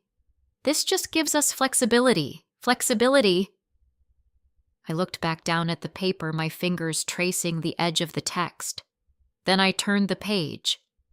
And the next. I didn't stop at the parts they pointed out. I read everything, every clause, every line, every carefully hidden detail. I let my brow furrow slightly, just enough to suggest confusion. This part, I said slowly, tapping a paragraph. What does this mean? Lindsay leaned in, her voice gentle. That's just legal language. It basically says Daniel can act on your behalf if necessary. If necessary, I repeated. Yes, she said. Only if needed. I nodded as if satisfied. But inside, I noted everything. The wording, the vagueness, the omissions. I turned another page. And this? I asked, pointing again. Daniel shifted slightly. That's related to healthcare coordination. Does it mean someone can decide things for me? I asked. Only in specific situations, Lindsay replied quickly. And always with your best interest in mind. My best interest. I almost smiled. Instead, I let my shoulders relax as if reassured. All right, I said softly. A flicker of relief passed between them. Small. But there, they thought I was accepting it. They thought I was following. I kept reading, slowly, carefully, letting the silence stretch just enough to make them uncomfortable. Because silence does something to people. It makes them fill it. And when they fill it, they reveal more than they intend. Daniel cleared his throat. It's all pretty standard, Mom. Is it? I asked without looking up. Yes, he said. Lots of people do this. I nodded. People like me, I asked. That made him pause. Just for a second. Then he said, people who need a little extra support. Support? I looked up then, meeting his eyes. Do you think I need support, Daniel? The question hung in the air. He hesitated. Not long. But long enough. I think it would help, he said. Help. Not need. Careful. I let my gaze linger on his for a moment longer. Then I nodded. All right, I said quietly. Relief again. Stronger this time. Lindsay reached for the next document, sliding it forward. This one is just an extension, she said. It ensures continuity. Continuity. I took a breath, letting my hand hover over the page. Then I lowered it. Slowly. Before I sign anything, I said, my voice calm. I want to make sure I understand everything clearly. Of course, Lindsay said quickly. Daniel nodded. Take your time. I almost smiled at that. Take your time. If only they knew. I leaned back slightly in my chair. Can you explain this section again? I asked, pointing to a dense paragraph. Lindsay began speaking, her tone steady, practiced. But as she talked, I wasn't just listening to her words. I was watching her, the way her eyes flicked briefly toward Daniel, the way her voice tightened when she reached certain phrases, the way she skipped over details that mattered. And Daniel, he was watching me, not like a son watching his mother, but like someone waiting for a decision, a transaction. I let her finish. Then I nodded slowly. I think I understand, I said. They both leaned in slightly. Anticipation, expectation. I placed my hand flat on the table, and for a moment, I said nothing. The silence stretched. Thick, heavy, and in that silence, I could feel them waiting, pushing, hoping, because they believed this was the moment I would sign. The moment everything would shift in their favor. I looked down at the signature line, my name already printed there. Waiting. Just like they were. I let my fingers brush lightly over the paper. Then I lifted my gaze. I just have one more question, I said softly. Their attention sharpened instantly. What is it? Daniel asked. I met his eyes, and for the first time, I didn't hide behind confusion. I didn't soften my voice. I didn't pretend. Why are you in such a hurry? I asked. The room went still. And just like that, the balance shifted. The question lingered in the air longer than either of them expected. Why are you in such a hurry? It wasn't loud. It wasn't confrontational. But it was direct. And that was enough. Daniel blinked clearly, caught off guard. Lindsay's smile held for a fraction of a second too long before it tightened just slightly around the edges. There it was, the first crack. We're not in a hurry, Lindsay said smoothly, though her tone had shifted just enough for me to hear the strain beneath it. Daniel nodded quickly. Yeah, Mom. We just thought it'd be better to get things organized sooner rather than later. Organized. I let my gaze drift back down to the papers, my fingers resting lightly on the edge. Organized for what I asked quietly. Another pause. Not long, but long enough. For the future, Daniel said. The future. I repeated the word silently. Not your future. Not our future. Just the future. I looked up again, meeting his eyes. And where do I fit into that future? I asked. This time the silence stretched even further. Lindsay stepped in before Daniel could answer. Cathy, she said gently, leaning forward. This is about making sure you're taken care of. That's all. That's all. Such a small phrase. Such a large lie. I tilted my head slightly, letting confusion soften my expression again. Taken care of how I asked. Daniel exhaled, running a hand through his hair. Mom, we talked about this, he said. It's just maybe a place where things are easier. Less to worry about.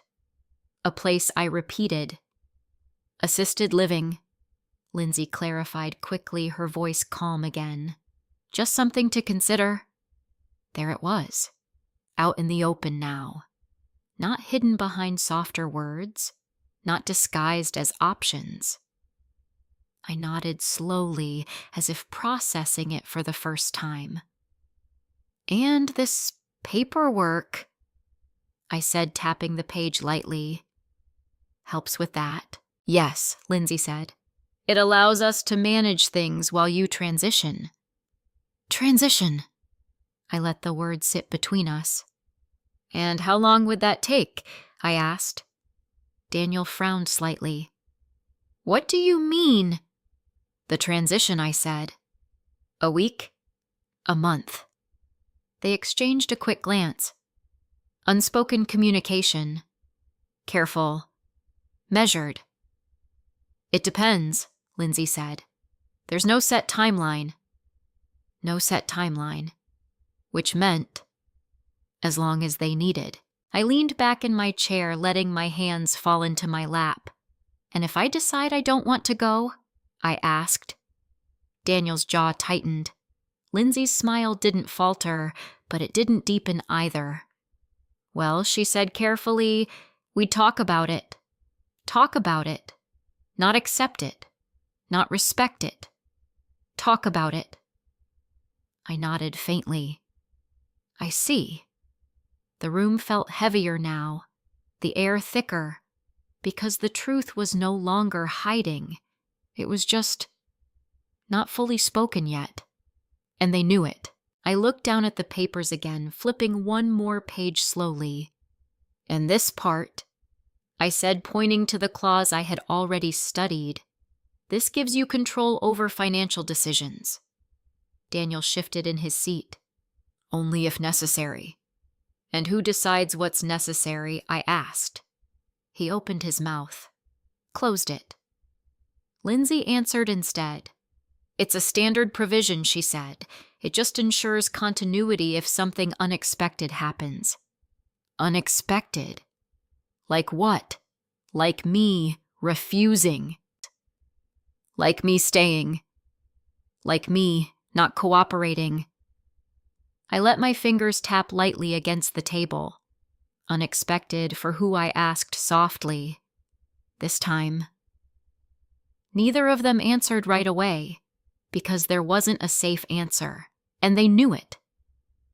I let the silence stretch again, let it settle, let it press. Then I did something I hadn't done before. I stood up, slowly, deliberately. Both of them looked up at me surprised. I think I need some air, I said. Daniel immediately pushed his chair back. Mom, if this is too much... It's not, I interrupted gently. I just need a moment. I walked toward the kitchen doorway, the same place where everything had begun. I stopped there, resting my hand against the frame, and for a moment, I just stood. Not because I needed air, but because I needed them to think I did. Behind me, I could hear them. Faint. Careful. But not careful enough. She's hesitating, Lindsay whispered. I know, Daniel replied, his voice tight.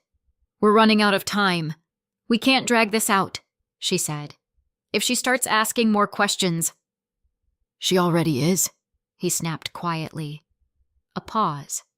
Then Lindsay again, lower this time. Then we move faster. Move faster. I closed my eyes for a brief second. There it was. Exactly what Angela had warned me about. Pressure. Escalation. Desperation. I turned back slowly, my expression calm, my posture relaxed. As if I hadn't heard a thing. Sorry, I said softly, returning to the table. I just needed a moment. Daniel forced a smile. Of course, Lindsay nodded. Take all the time you need. Take all the time, but not too much. I sat down again, placing my hands on the table. I've been thinking, I said. Both of them leaned in slightly. Hope. Expectation. Control. I don't want to make a mistake, I continued. This is a lot. It is, Lindsay agreed quickly. That's why we're here to help. Help. I looked at her, really looked at her, at the way her eyes stayed steady, at the way her voice never wavered, at the way everything she said was designed to sound right, even when it wasn't. I believe you want to help, I said, and for a moment, that was true. I believed she believed it, in her own way, but belief doesn't make something right. I took a breath. And I believe you think this is the best way, I added. Daniel nodded. It is. There was no hesitation in his voice. That hurt more than I expected, because it meant he wasn't just pretending. He had convinced himself. I folded my hands together. But I need to understand something first, I said. Anything, Lindsay replied. I looked at Daniel, not at the papers, not at Lindsay, at him. If I sign this, I said slowly, what changes immediately? The question landed differently. He hesitated, just for a fraction of a second, but I saw it. What do you mean, he asked. I said, my voice steady. What happens the moment my name is on that line? Silence.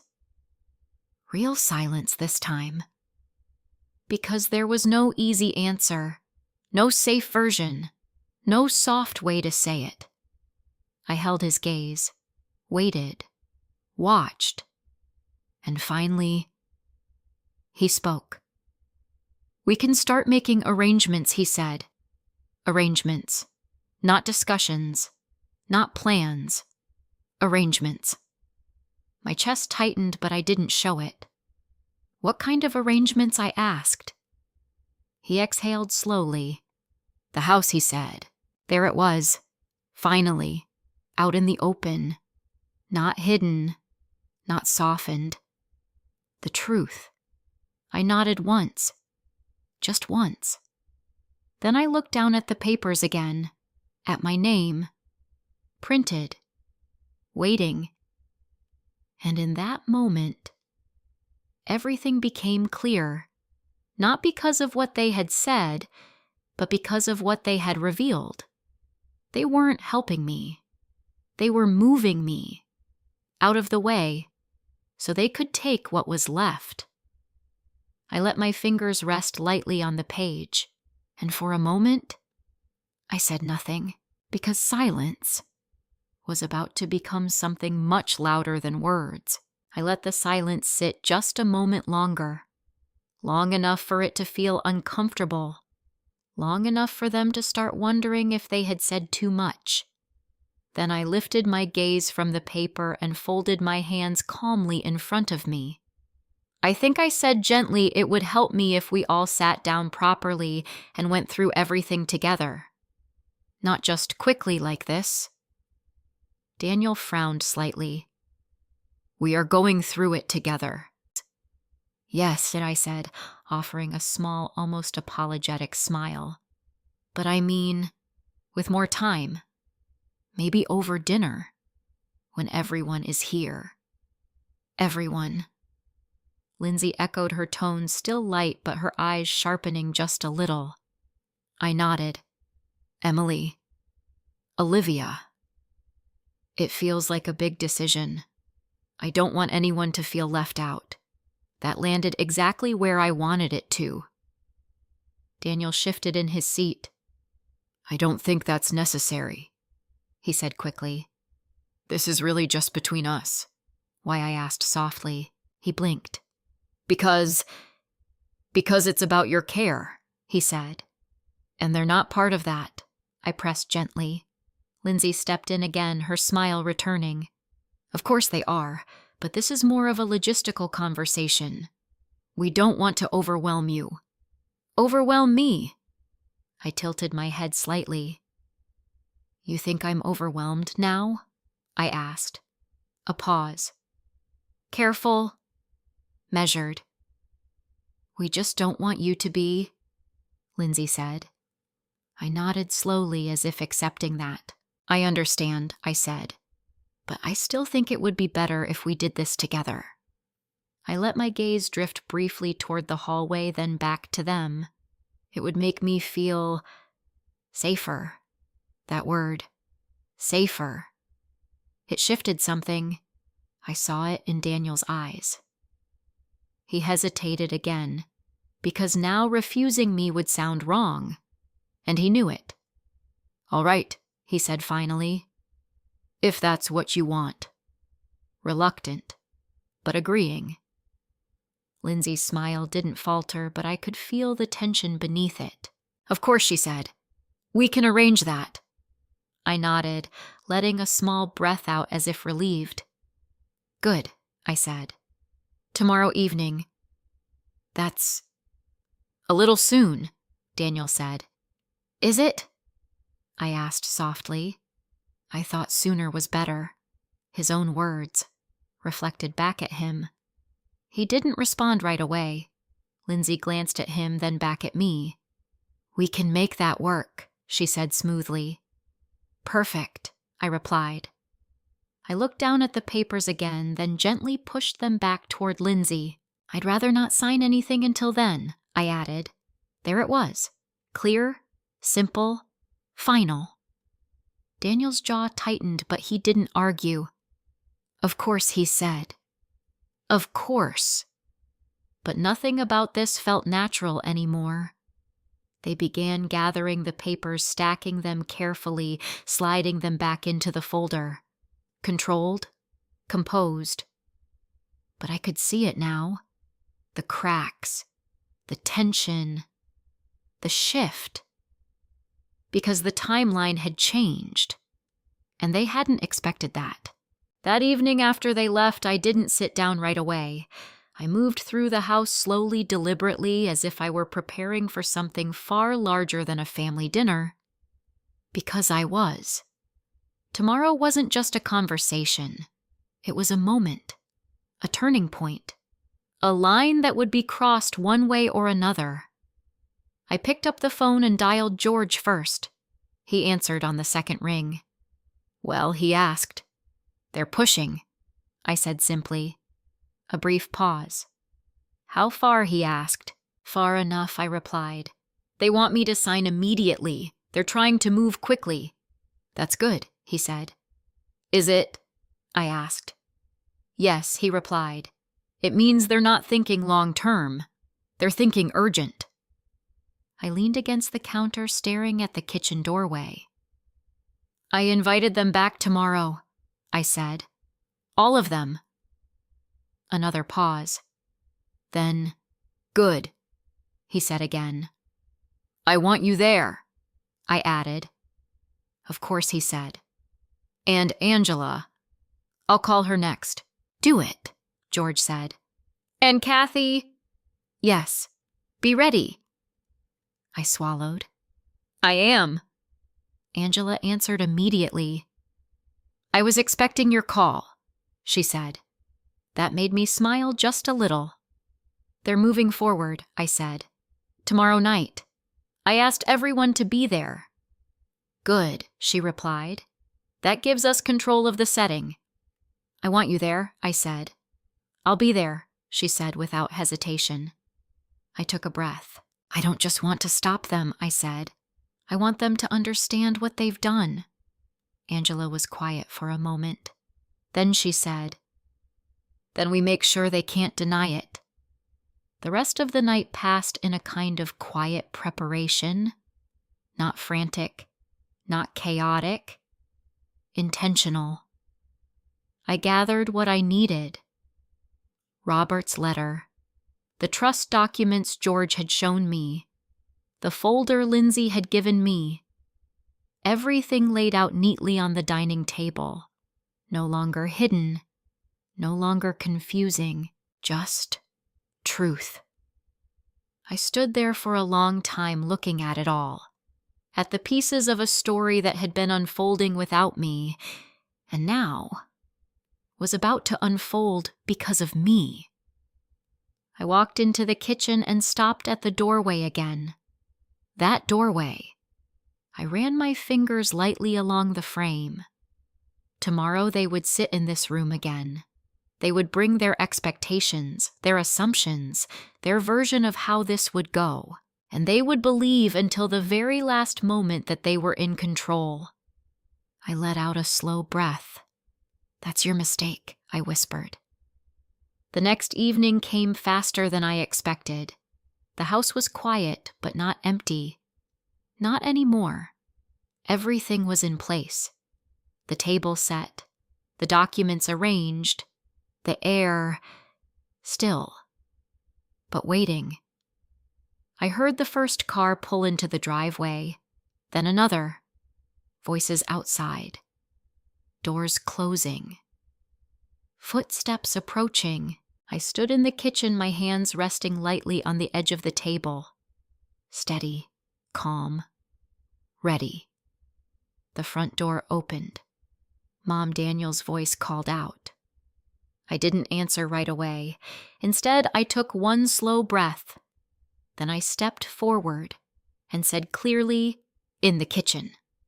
Because this time, I wasn't standing behind the door. I was waiting on the other side of it. Footsteps moved through the hallway, 2 sets, then 3, then 4. Daniel first, Lindsay close behind. Olivia's quieter steps followed, measured as always, and then Emily, lighter, hesitant, as if she wasn't entirely sure she should be there. They entered the kitchen one by one, and for the first time since all of this began, I wasn't the one caught off guard. They were, because the room wasn't set the way they expected. The table wasn't empty waiting for their documents. It was already arranged, neatly, deliberately. Robert's letter rested at the center. Beside it, the trust documents. And next to those, the folder Lindsay had given me.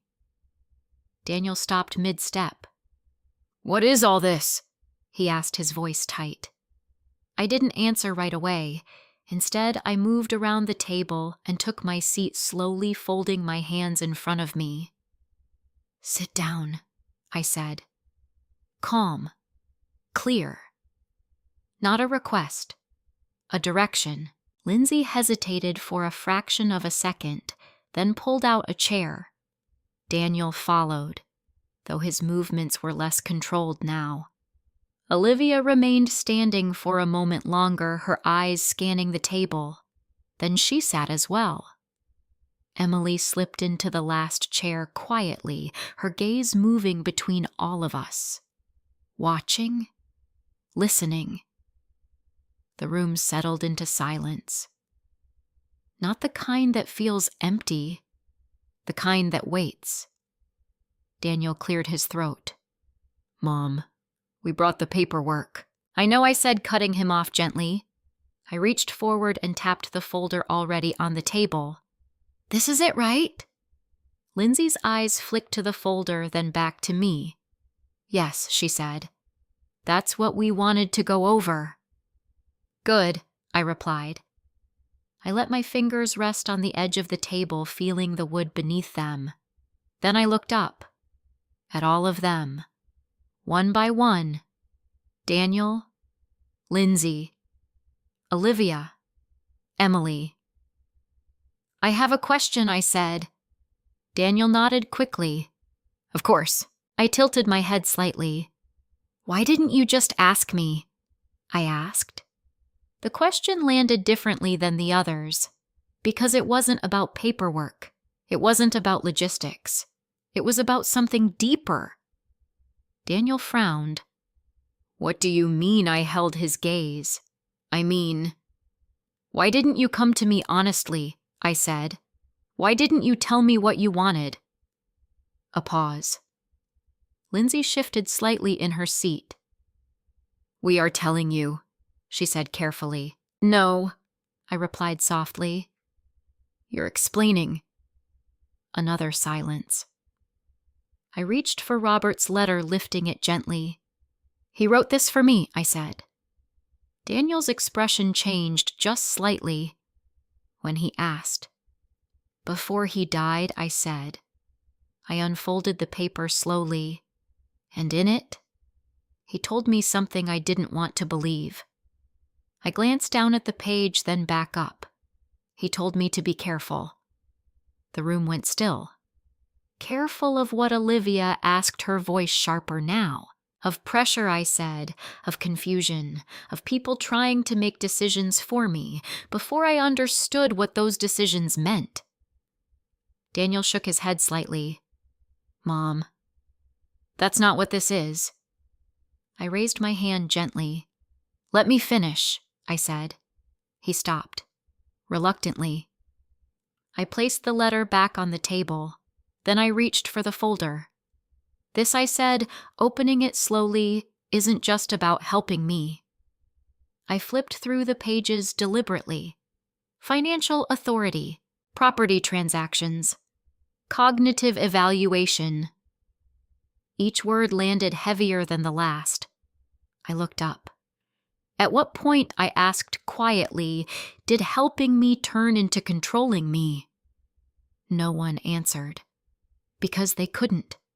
Because the truth was sitting right there, in black and white, in their own words. Lindsay was the first to recover. "You're misunderstanding," she began. "No," I said. And this time, there was no softness in my voice. "I'm not."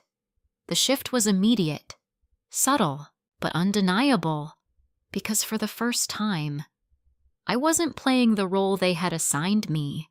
I wasn't confused. I wasn't hesitant. I wasn't unsure. I was clear, and they could feel it. Daniel leaned forward, his expression tightening.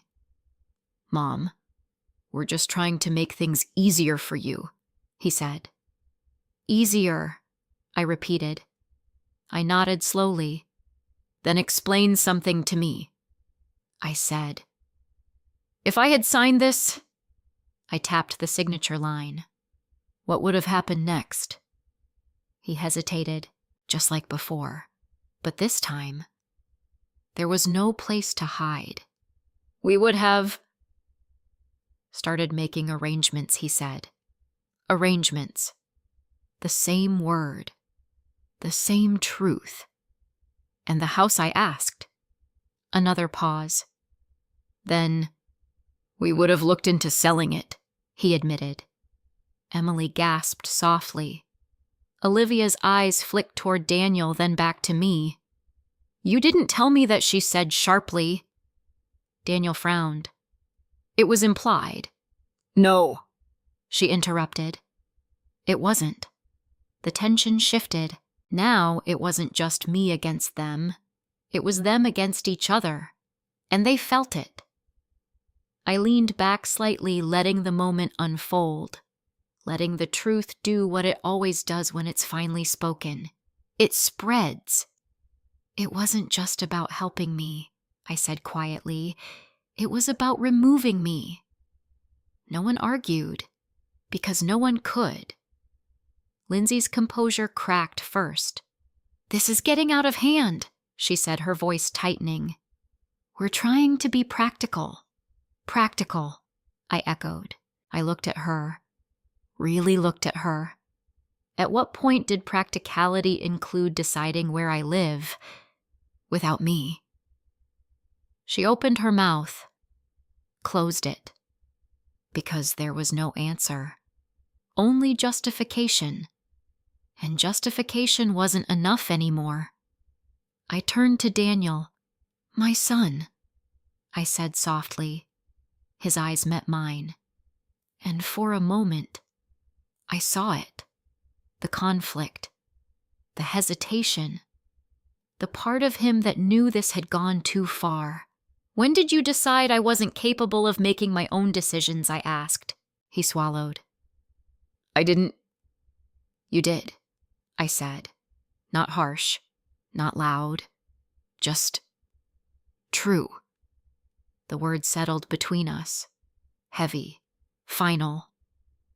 Emily shifted in her seat, her voice trembling. "Dad, is this true?" she asked. Daniel didn't answer. And that was answer enough. Olivia leaned back slowly, her arms crossing. "I knew something felt off," she murmured. Lindsay turned to her, frustrated. "Don't start." "No," Olivia said firmly. "You don't get to control this either." The room fractured, lines drawn, positions shifting, exactly as they should. Because the truth doesn't just expose one thing, it exposes everything. I let the silence return, not to fill it, but to let it settle. Then I spoke again. Calm, steady, clear. "There's one more thing you should know," I said. All eyes turned to me. And this time, I didn't hesitate. "Everything you said behind that kitchen door," I paused. Just long enough, I heard it. The impact was immediate. Daniel's face went pale. Lindsay froze. Olivia's eyes widened. Emily looked at me, stunned. "You?" "What Daniel said." "I heard you," I repeated. Every word. The room felt like it had stopped breathing. Because now, there was no denial, no excuse, no version of events they could twist. The truth wasn't hidden anymore. It was spoken, out loud, in the open. And it couldn't be taken back. I folded my hands calmly in front of me, and for the first time since this began, I wasn't the one being questioned. I was the one holding the truth, and they knew it. The words didn't just land, they shattered something. You hurt us. Daniel repeated, his voice thinner now, stripped of its usual confidence. I held his gaze. Yes. Lindsay's posture stiffened, her fingers tightening around the edge of the table. That's not possible, she said quickly. You said I had trouble hearing. I corrected calmly. I never said I couldn't hear at all. Silence. Heavy. Unforgiving. Because now everything they had relied on, their assumption, their advantage, had collapsed in a single moment. Olivia leaned back slowly, her expression shifting from shock to something sharper. You let us believe that she asked. There was accusation in her tone. Not guilt, not regret. Accusation. I turned to her. I didn't correct you, I said. There's a difference. She opened her mouth, then closed it again, because she understood exactly what I meant. Daniel ran a hand over his face, exhaling hard. Mom, you should have said something. I almost laughed, but there was nothing funny about it. I should have, I asked softly. He hesitated. Yes, he said. We were trying to help you. No, I interrupted. This time there was no softness. No, Daniel. You weren't. The room went still again, because now we weren't circling the truth. We were standing inside it. You were making decisions about my life, I continued, my voice steady, without asking me, without telling me the full truth, without giving me a real choice. That's not fair, Lindsay said, her composure slipping. We were trying to protect you from what I asked, she faltered. From me, living in my own home. I pressed. From me, managing my own affairs. From me, existing without your permission. Her lips parted, but no words came out, because there were no words left that didn't sound like excuses. I turned back to Daniel. My son, I said quietly. You talked about me like I wasn't even in the room. His eyes dropped. I didn't mean it like that, he muttered. But you said it. I replied. Another silence. Longer this time. Because now, they weren't just being confronted with what they had done. They were being confronted with how it sounded, how it felt. Emily's voice broke through, soft but shaking. Dad, why didn't you just talk to her? Daniel didn't answer. He couldn't, because the answer was too simple, too honest, too uncomfortable, because talking to me would have meant giving me the chance to say no. Olivia shifted in her seat, her gaze moving between all of us. I want to know something, she said, her tone colder now. Was this really about helping her?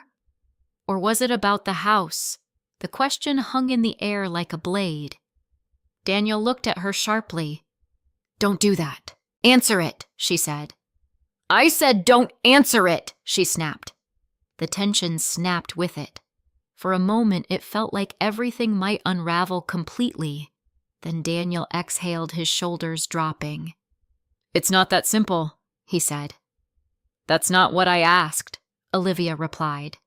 He looked at her, then at me, then down at the table. We have debts, he admitted. The words came out low, heavy, real. Emily's breath caught. Lindsay closed her eyes briefly, as if she had hoped it wouldn't come to this. What kind of debts? Olivia asked. Daniel shook his head. It doesn't matter. It does, if you're trying to sell her house to fix them, Olivia shot back. He didn't deny it. That was enough. I sat there listening, watching, not interrupting, because this was the truth unfolding, without me needing to force it. We weren't trying to hurt you, Daniel said, suddenly turning back to me. We just needed a way out. A way out. I let that settle. And you decided I was it, I said. He flinched. Not physically, but I saw it. In his eyes. In the way his shoulders tightened. I didn't see it like that, he said. I know, I replied, and I meant it, because that was the problem.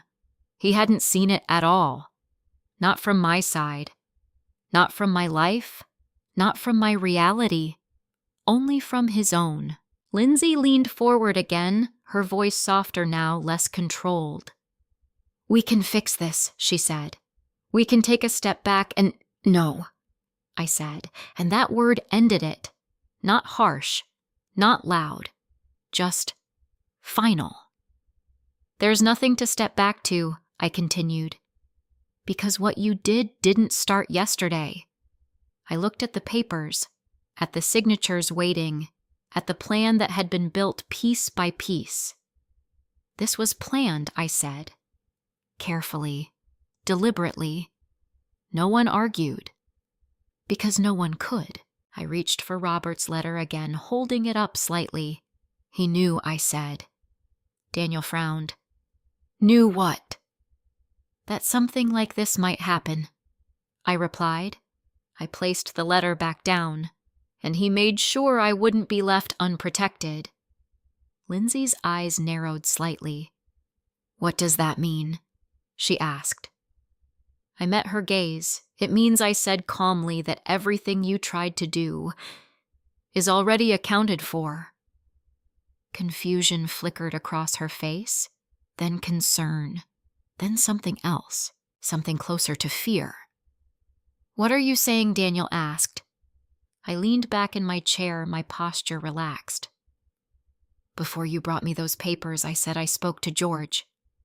His name hit the room like a spark. Daniel's expression changed immediately. And Angela Brooks, I added. Lindsay went completely still. Because now, they understood. This wasn't just a conversation anymore. This was something else. Something larger. Something they hadn't planned for. You went to a lawyer, Daniel asked. I did, I said. And I learned something very important. I let the silence build again. Let it stretch. Let it settle. Then, if there's evidence of coercion, of manipulation, of trying to take control of my assets without my full understanding, I paused, long enough for it to sink in. You lose everything tied to this trust. The impact was immediate. Daniel's face drained of color. Lindsay's composure finally cracked. Olivia leaned forward, eyes sharp. Everything she asked. Yes, I said. The word was quiet, but it carried weight. Finality. Consequence. And what do you think this looks like? I added softly. No one answered. Because now, they weren't just thinking about what they had done. They were thinking about what it meant, what it could cost them. Emily looked between all of us, her voice barely above a whisper. Is that true? I turned to her. Yes, sweetheart, I said. She swallowed hard, and for the first time, the reality of it all settled into the room. Not just the betrayal, but the consequences. And in that moment, everything shifted, because this wasn't just about what they had tried to take. It was about what they now stood to lose, and they knew it. No one spoke for a long time after that. Not because they didn't have anything to say, but because for the first time they understood that anything they said could matter. Legally. Irrevocably. And perhaps more frightening than that, personally. Daniel sat back in his chair slowly, his hands dropping into his lap, as if he no longer knew what to do with them. The confidence he had carried into this room was gone. In its place was something far less certain. "Mom." He began, his voice quieter now, stripped of urgency. "We didn't know about that clause. I know I said, because I did. If they had known, they would have been more careful, more subtle, more patient. But they hadn't. And that was why we were here." Lindsay leaned forward again, but this time there was no polish in her movement, no careful choreography, just tension. "This doesn't have to go that far," she said quickly. "We can resolve this without what I asked calmly, without consequences, without accountability, without the truth being seen for what it was." She didn't finish the sentence, because she couldn't. Olivia spoke next, her tone different now, less defensive, more searching. "So what happens now?" she asked. A fair question, an honest one. I looked at her for a moment before answering. "That depends," I said. On what she pressed. "On what you do next," I replied. The room stilled again, because now the control had shifted completely. They weren't leading anymore. They were reacting. Daniel rubbed his face, exhaling slowly. "We weren't trying to hurt you," he said again. I watched him. Really watched him. And this time, I didn't just see the man who had sat across from me with those papers. I saw the boy who had once cried over a broken countertop, the one who had needed reassurance, who had trusted me. And for a moment, it hurt, more than anything else had. "I believe you didn't want to hurt me," I said quietly. His eyes lifted. "But you were willing to," I added. And that was the truth he couldn't escape. Emily shifted beside him, her voice trembling. "Dad, you should have told her." He didn't answer, because there was no answer that would make it right. Olivia leaned back slightly, her gaze moving toward the letter on the table. "He warned you," she said softly. "Yes," I replied. She nodded slowly, as if something inside her was finally settling into place. "I thought," she began, then stopped. What I asked gently. She hesitated, then met my eyes. "I thought you took something from my mother," she admitted. The room went quiet again, but this time, it wasn't about money or property. It was about something older, something deeper. I held her gaze.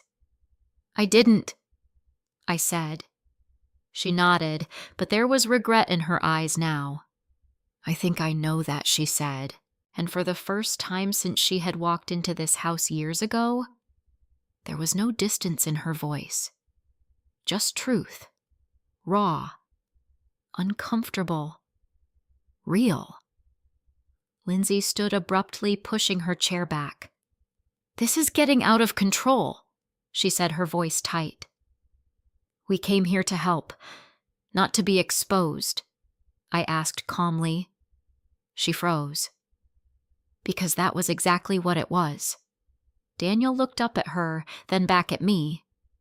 "What do you want us to do?" he asked.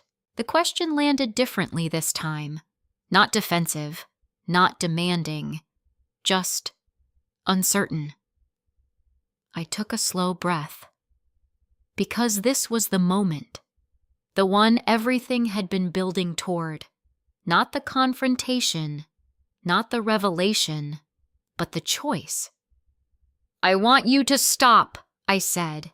"Stop what he asked." "Stop deciding things for me," I replied. "Stop assuming I can't handle my own life. Stop treating me like I'm already gone." The words settled into the room, heavy but clear. "I'm still here," I added. No one spoke.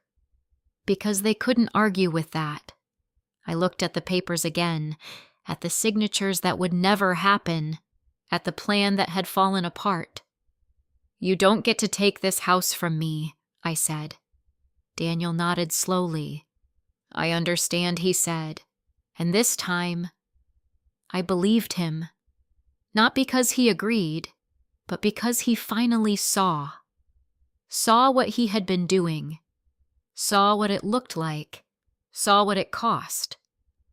Lindsay didn't speak again. She just gathered her things, her movements sharp controlled but no longer confident. Olivia remained seated, her eyes still on the table. Emily reached for my hand, and I let her. Because she wasn't part of this. Not really. She had just been caught in its shadow. After a moment, Daniel stood. "I'm sorry," he said. Simple. Unpolished. Late. But real. I nodded. "I know I said. Because I did." He hesitated, then turned toward the door. Lindsay followed without a word. Olivia stood last, lingering for just a moment. "I should have asked more questions," she said quietly. "Yes," I replied. She nodded once. Then she left. Emily stayed. Of course she did. She always did. We sat there in silence after the door closed. Not the heavy silence from before. A different kind. One that felt settled. I didn't know she whispered. I know I said. She squeezed my hand. "I'm glad you heard them," she said. I smiled faintly. "So am I." A few months later, the house was still mine.